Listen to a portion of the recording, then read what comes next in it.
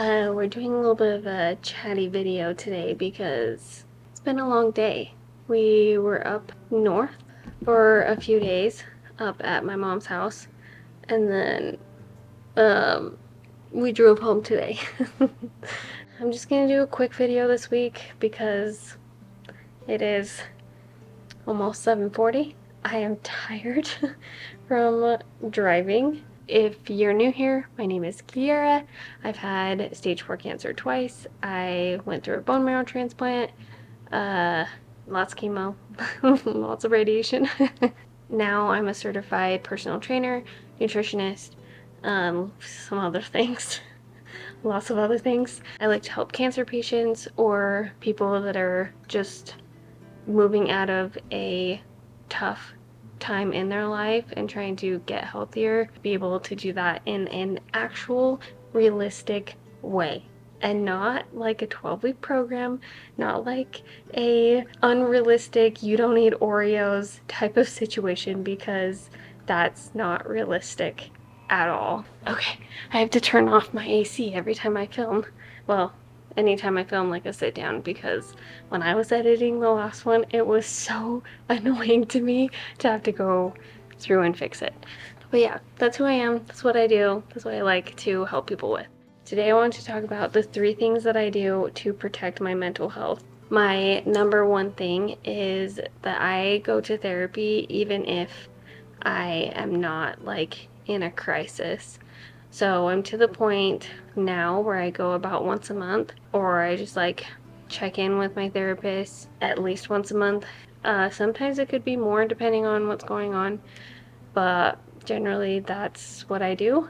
Beforehand, it was sometimes twice a week, at least every week. And then it kind of tapered off to every other week, and then every like 3-ish weeks, and then once a month.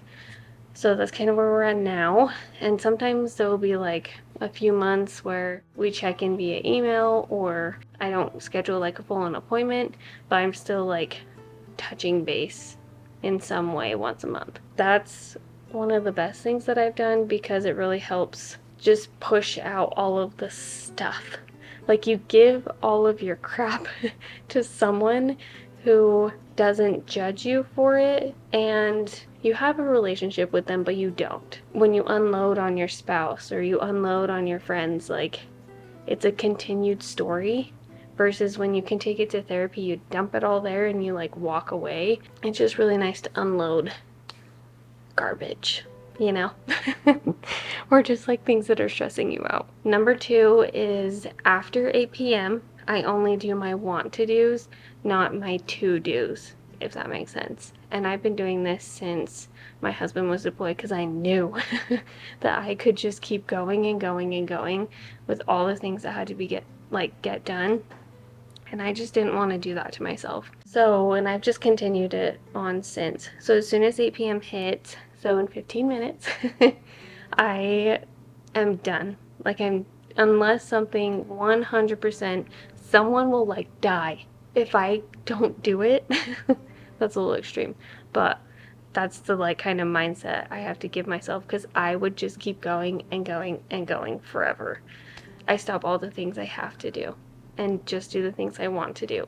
So lately, I've been watching all the Marvel movies in like fan chronological order. It's been so fun. Or like, I put that on and watch or play Animal Crossing, or I work on these nutrition prints that I've made for my daughter. I know, judge me. It's the nutritionist in me, okay? It's so I can teach her protein, carbs.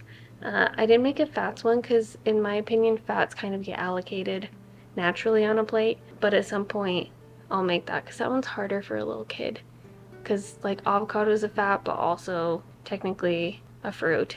And, you know, stuff like that. It's really hard to explain that stuff to a kid. So I did, like, protein, carbs, dairy, treats, vegetables, fruits. Like, I made a whole printout. And if you want that, I will link it down below for free, because I am very happy with it. So if you want one, you can print it, and then we can put it on our walls together to teach our children or ourselves, like remind ourselves that we need one from every food group. Except for dairy, I just wanted to teach my daughter. She's a little lactose intolerant, so I needed to teach her, like, okay, these ones hurt your tummy a little bit more. So, like, let's just keep that in mind, that this is a different kind of protein, fat situation. But you could just, like, not print that one if you want. Okay. This last one is my, like, number one, absolutely changed my mental health completely, and not everyone is gonna do it.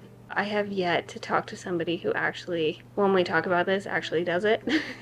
What it is cut out all social media. And yes, I'm on YouTube right now, but for me, YouTube, I have very few people that I watch, and I watch YouTube like it's TV. I don't watch it like constantly consuming it throughout the day or even throughout the week. It's easier to filter out the stuff that for you is really not good for your mental health. So for me, and we'll get very raw and personal, I can only watch and see certain moms. I don't want to see, I have all of these things that stimulate my child mentally so that she's really intelligent and can speak really well, and I'm already teaching her to read and she's only like 3 or whatever. Like, whatever it is that the world is doing right now. I don't care to see it. It's not good for me. As a mom, I'm gonna teach my kid how I want to teach her. I just want to raise her how I want to raise her and not be influenced by other people. I choose what I want to influence me, essentially. So there are moms I watch on YouTube, but I watch them for a specific purpose. And also, like, for me, I don't want to physically pit myself against anybody else, especially coming off of cancer. So I want to go at my own pace. I want to heal at my own pace. I want to see my own strength at my own pace. I don't want to compare myself, like wonder why I'm not doing things like them, or aren't doing more, or I'm doing less, or whatever it is that's happening. There's just information overload. I love being in my bubble and my life bubble. I know that it's safe in my home because there's not noise just coming into it constantly. And that has kept, honestly, my mental health very peaceful overall. I don't have like an instinct to jump on social media and just browse, like doom scrolling. I gained so many hours in my day just from getting rid of all of that. And yeah, like the coming on YouTube, yes, will be like 15 minutes every other day maybe for me personally, but even that, it would be like, I don't know, if you watch 2 videos, maybe it's half an hour in one day if you did it daily. Compare that to like your screen time when it's usually like 3 hours of going on social media. It doesn't change my life to not know something, and it doesn't change my life, like, I don't need to know what so-and-so had at their beach villa in the Bahamas, and like, I'm just making this up. I have no idea who is doing what, obviously, because I have not seen it. And I love that my connections with people are deeper because I actually reach out to them personally if I want to talk to them. And people that reach out to me, I know actually care about me. So it's made all of those relationships a lot clearer, and my view on my own relationships also a lot clearer. That's like my biggest one. I know there's like 100 other things. Just that one thing that I've done has influenced on my life. I know. My daughter does not watch me stare at my phone. I actually speak to my daughter. I actually interact with my daughter. I teach my daughter. I include her because I'm not annoyed that I've spent so much time looking at social media and now I don't have to have time to like cook dinner or whatever it is that needed to be done. There's no phone between my daughter and I. I think it's really sad to watch kids try, like, I'll watch them try to talk to their moms, but they're so busy on their phones that they don't hear their kids asking nicely like 3, 4, 5 times, but they then hear it when their kid starts like screaming and whining and like, well, like they asked nicely. It's just you were too busy looking at Jeffrey and Millie on doing what? I don't know, like a photo shoot with their kid for their kid's birthday. Like, your kid wants you. Your kid, like, wants to talk to you. Yeah, I just like that between my daughter and I, there's not a screen, and that I'm mentally clearer than I would be with like social media and that habit of always going to it. And I don't get as easily upset because my patience level hasn't been messed up by social media. And that's a whole discussion in itself. Hopefully those tips are helpful. I know the last one is really hard to do and it's really intense, but I challenge you to do it for a month. A week, in my opinion, is not long enough. If you do it for a month, you can like really see how much it changes the game. You can see that you do have time to go do like a little 30-minute workout or a 30-minute walk, and you do have the time to sit down and read that book that you've always wanted to read, and you have the time to like prep those meals that you wanted to prep, because just like media consumes so much of our lives.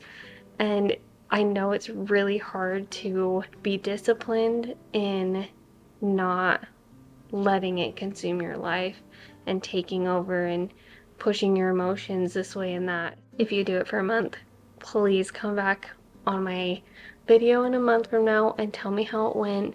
And I would love to hear if you actually do it. It is now 7:58, and so I am going to say goodbye. I am going to turn on the next Avengers.